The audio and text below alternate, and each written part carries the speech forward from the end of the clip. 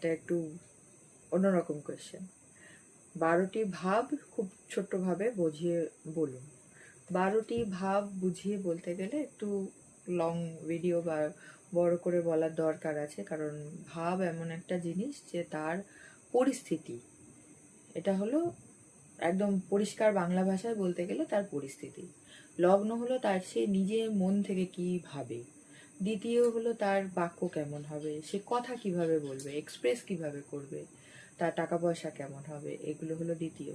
তৃতীয় হলো তার যোগাযোগ, তার ভাই বোন, তার আত্মার সংযোগ কার সাথে আছে সেই মানুষগুলো। চতুর্থে হলো মা, বাড়ি সম্পত্তি, বাড়ি আলাদা কিন্তু ল্যান্ড জমি যেগুলো সেগুলো হলো চতুর্থ থেকে দেখা হয়। পঞ্চমে তার সন্তান, তার ভবিষ্যৎ, তার পড়াশুনো, মানে হায়ার পড়াশুনো। 4 থেকে আমরা 8 অবধি পড়াশুনো দেখি, 8-এর পর থেকে যারা পড়াশুনো করেন সেটা 5th-এর থেকে দেখা হয়। আবার যারা রিসার্চ লেভেল পড়াশুনো করেন তাদের 9th হাউস দেখতে হয়। এবার হলো 5th হলো 6th-এ আমরা দেখব রোগ, তার যদি মা বাবার সেপারেশন হচ্ছে সেক্ষেত্রে তার বাবা মায়ের পজিশন, এগুলো দেখা হয়। 6 থেকে এনিমিজ দেখা হয়।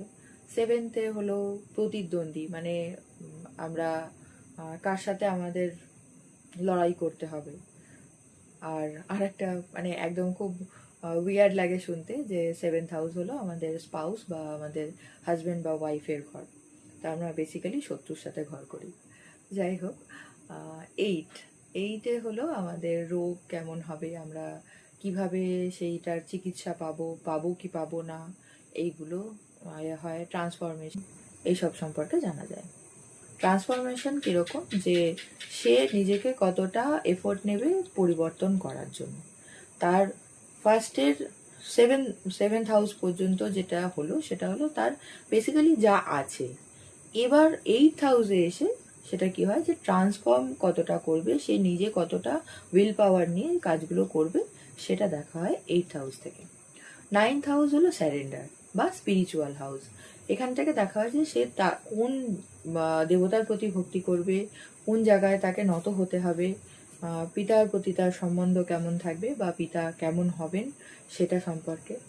10th হাউস হলো বস বা কাজের জায়গা, সেখানে তার পরিবেশ কেমন হবে, কেমন ধরনের কাজ সে করবে, এগুলো সব 10th হাউস থেকে দেখা হয়। 11th হাউস থেকে তার আয়, ভালো থাকা, কিভাবে সে ভালো থাকবে, কেমনভাবে ভালো থাকবে, কতটা সেভিংস করতে পারবে, এগুলো সম্পর্কে জানা হয়। আর 12th হাউস থেকে জানা হয় তার খরচ, সে খরচটা কিভাবে করবে, সে স্যাটিসফ্যাকশনটা কিভাবে তার লাইফে আনবে, সেটা বেড প্লেজার হোক কি অন্যান্য তৃপ্তি যেটাকে আমরা বলি, সেই সমস্তটা দেখা হয় 12th হাউসে কোন প্ল্যানেট আছে বা কোন রাশিতে সেই ঘরটা পড়েছে সেই অনুযায়ী।